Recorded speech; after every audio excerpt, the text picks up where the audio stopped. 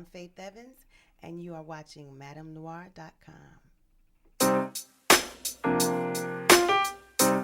I would absolutely do another reality show. I mean, I'm actually in development on a few projects that I'm executive producing in reality as well as scripted television.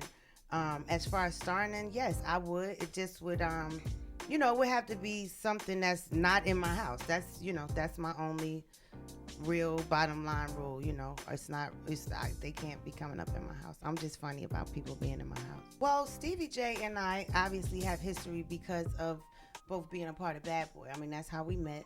He was a producer on Bad Boy, and I don't know. I've always had everybody at Bad Boy and myself have always had a very familial relationship. Actually, Stevie was he's supposed to be my son CJ's godfather, even though I think when CJ got christened, I didn't even have time to tell people about it. But, Stevie is like his godfather, his unofficial godfather. But back, probably in 96, when I was going to buy my first home and I was waiting for my advance from my second deal, I needed I probably need about $100,000. So I had to figure out how am I going to get it. And I needed it in 2 days, and I can't expect a record company check for $150,000 to be here in 2 days. I don't know when it's coming, but I knew it was coming, and he was one of the people who I knew. I mean, that's not something I even felt comfortable asking anybody for, but it was pretty much a crunch situation. Like, I done picked this house, designed all these things inside, and I need this money, And he was one of the people who I was able to get some of that money from. We were just that close, and we always have been. I mean, Stevie isn't someone that I have touch with every week or every day. We probably reach out to each other every few months, just to make sure we're good. But that's a certain relationship that's always going to be there. As far as people's judgment of him, on the show, I can't really, speak for that. I judge people on the them that I know. I'll always have love for him. I did respond to Sandra Rose when she made a comment about my son. And I wouldn't say I so much regret it. I think in the moment that I took it down, I was thinking more about my fans kind of being surprised that, because, even if that's something that I feel, even if I see her and say it to her, just to have that imprint.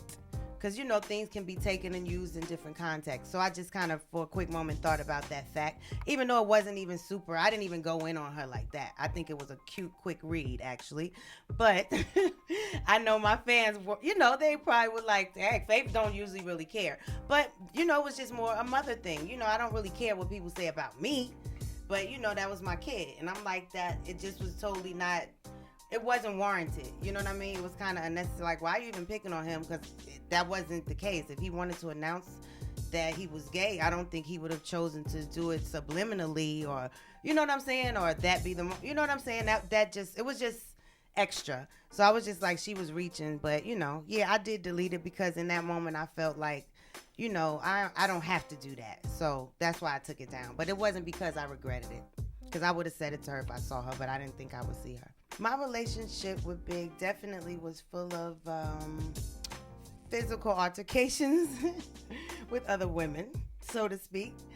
But, I can't say that I grew out of it necessarily right after that relationship either, But I think the older you get, you just realize that that's really not the solution anyway, sometimes you just in the height of your emotions and your anger or whatever it is, embarrassment, jealousy, anger, all those things put together, but I think it's really all about maturity in dealing with situations. Because I've certainly been at the point where I felt that way, even in the last few years.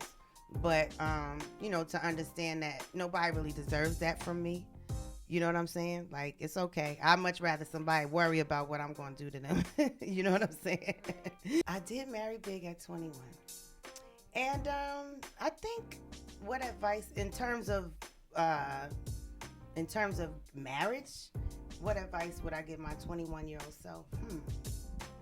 Well, whatever advice I would have given her, I do know that she would have still married big. You know what I'm saying? Because that's just how we felt at the time. You know, we were in love, and it wasn't really, you know, it had nothing to do with success. Neither one of us had any idea of in the next year, you know, what would really transpire as far as our careers. So it was definitely just based on how we felt for one another. So I do truly think that even if I had told my 21-year-old self that, you know, you don't have to really, that's not what necessarily solidifies a relationship. And that you should actually probably experience some other things to even know if you have a solid relationship.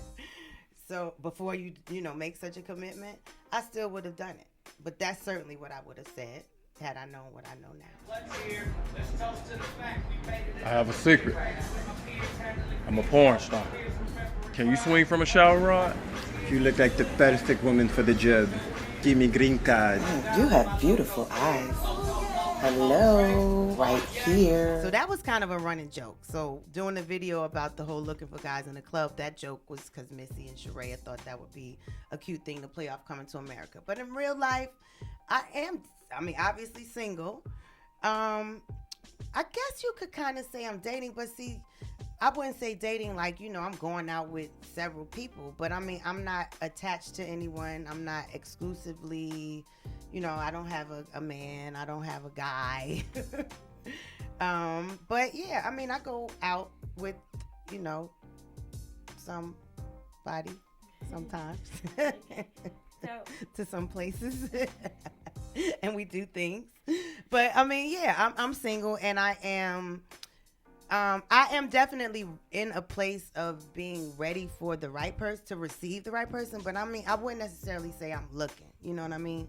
I know that, you know, I know when it's right, and I really meet that person, I want to keep seeing them, and, you know, it'll be cool. I'm all right to do that. I mean, it took me a moment to get used to that, because I was married for, you know, most of my adult life. So, yeah. The biggest lesson I've learned about love is that I wouldn't say just one thing, but first and foremost, which is so often said but so very true, is that self-love is certainly where it all starts, and that's so much deeper than just, you know, just saying it, but also just that love comes in so many forms, and you know, it's not always a relationship, you know, an intimate relationship thing, but love is always a beautiful thing, because, you know, it's so continuous.